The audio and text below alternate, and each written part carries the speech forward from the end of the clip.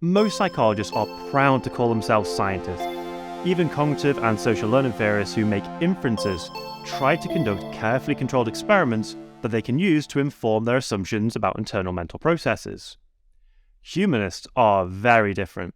They totally reject the idea that psychology can ever be studied scientifically. And they kind of do have a point. Many psychological explanations often tend to be simplistic. A mental health condition is due to the presence or absence of a gene. A child is aggressive or hardworking in school due to conditioning. Humanists don't disagree that these are factors, but they feel that the only true, so only valid explanation is one that includes all of the many factors that influence behavior, and how those factors interact with each other, and our ability to choose. The PsychBoost app now has 3 features: flashcards, multiple choice quizzes, and see if you can work out the key term from its definition with the key term tester. Try Paper 1 for free right now. And Patreon supporters can watch PsychBoost videos ad-free, learn from over 17 hours of exclusive exam tutorial videos, and access hundreds of digital and printable resources, including mind maps, quiz sheets, worksheets, teaching slides, and more. Humanistic Psychology, defining features. So you're probably wondering why a group of psychologists would reject the scientific method.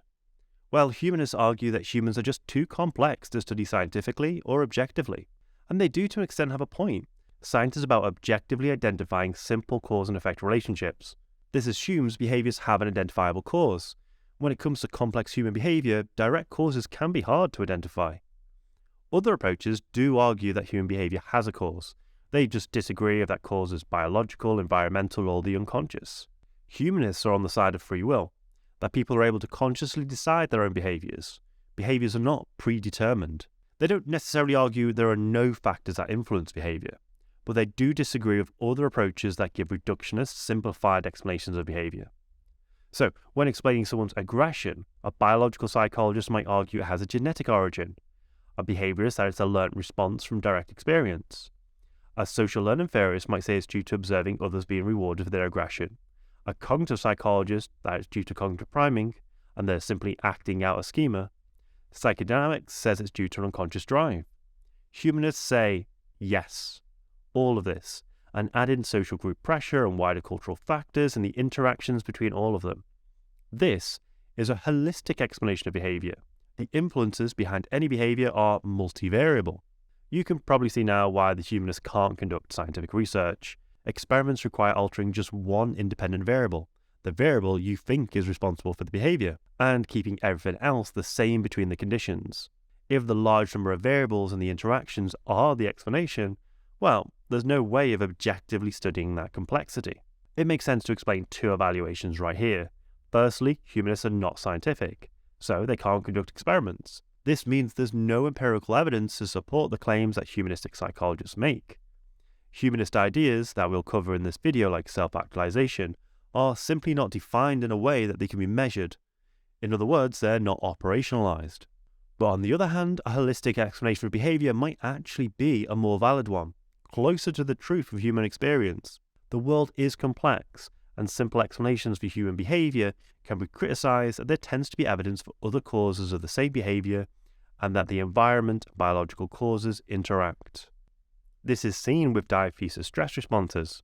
For these reasons, humanists reject experimentation and prefer case study. This is detailed research of single individuals or events. This allows for understanding an individual's unique experience. Humanistic psychology is not focused on psychopathology, how the mind can go wrong, but with how humans can perform at their best, how we can fulfill our potential. If someone reaches this state, we can say they've self-actualized. So now we've discussed how humans view human behavior and how it should be studied, let's explore some humanistic ideas. Self-actualization and Maslow's hierarchy of needs. Maslow argues there are a range of conditions that need to be met before self-actualization, and visualizes this with a pyramid called Maslow's hierarchy of needs.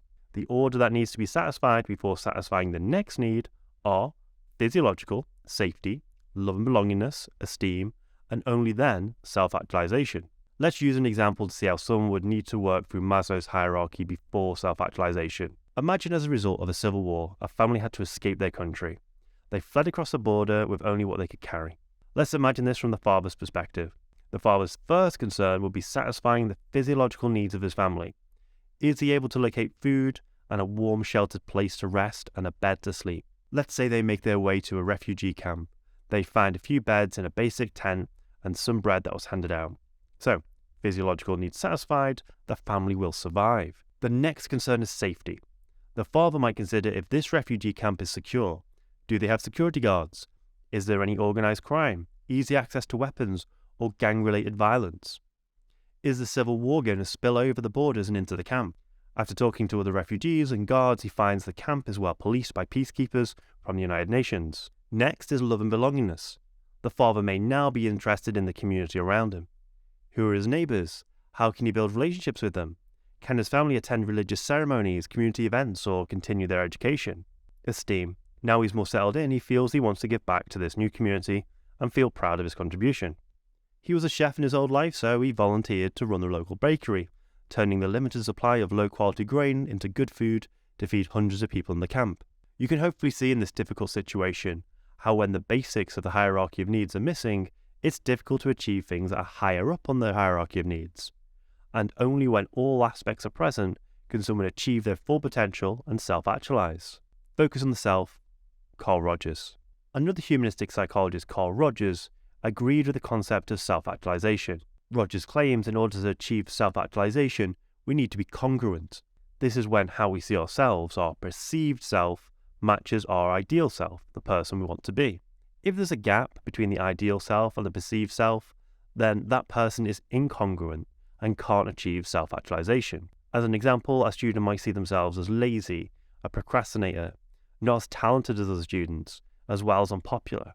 This is their perceived self. Their ideal self is very different. They wish they were more productive, good at their subject, and popular with other students. The fact that these two selves don't match means the student is incongruent. So how can someone who is incongruent become congruent? Well, there are two ways. Firstly, they need to aspire to a more realistic ideal self. Someone may have an unrealistic ideal self due to feeling conditions of worth.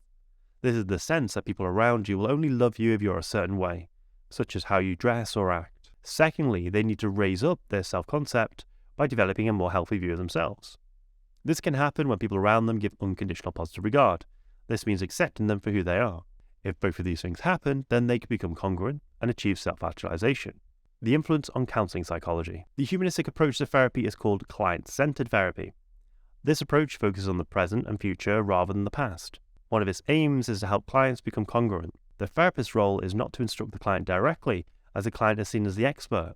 The therapist's job is to support them into coming to their own solutions to their own problems. The therapist will also provide the unconditional positive regard that might be missing from friends and family. Evaluating the humanist approach. We've already discussed two evaluations of the humanistic approach. The fact that it rejects science and the problems with that, and that by rejecting simplified cause and effect relationships to explain behaviour, it might actually be a more valid explanation of behaviour. Most people like to believe that they're active agents in their own lives, making their own decisions free from deterministic factors. It feels like that too. We have the subjective experience of making decisions. Whenever I choose, it feels like I could have chosen the other option. For that reason, the humanist perspective on free will has face validity. However, while that is true, biological and behavioral psychologists could argue that the sense of agency we feel is an illusion, and they do have empirical evidence that environment and biology are causal factors in behaviour. Practical applications make great evaluations, and we've just discussed client-centered therapy, a popular and effective treatment based on humanistic principles. So, feel free to go into that in a little more detail. But I want to point out that Maslow's hierarchy of needs has been widely applied outside of psychology.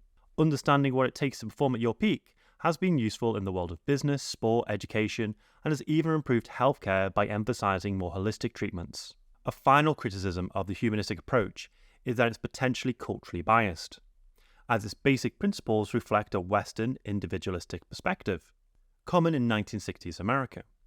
For example, the pinnacle of human experience is achieving self-actualization through working on your own personal success. Many cultures are collectivist. In these societies, working as part of a family or social group is seen as rewarding, even if that means sacrificing some of your own personal needs for the benefit of the group as a whole. This means that the humanistic view would judge these people as incapable of achieving self-actualization, so in some way inferior to people from a Western individualistic society. I want to thank everyone over on Patreon for supporting the channel. Because of you, I've been able to teach part-time, meaning I can make PsychBoost on YouTube for everyone. And a special thank you to Azzy Taylor for supporting at the developer level. I do have extra resources that are exclusive to my patrons, so if you decide to sign up, you can grab those over my website. And these include over 100 exam question tutorial videos, of course including questions on the approaches unit. I hope this was helpful, and I'll see you in the next PsychBoost video.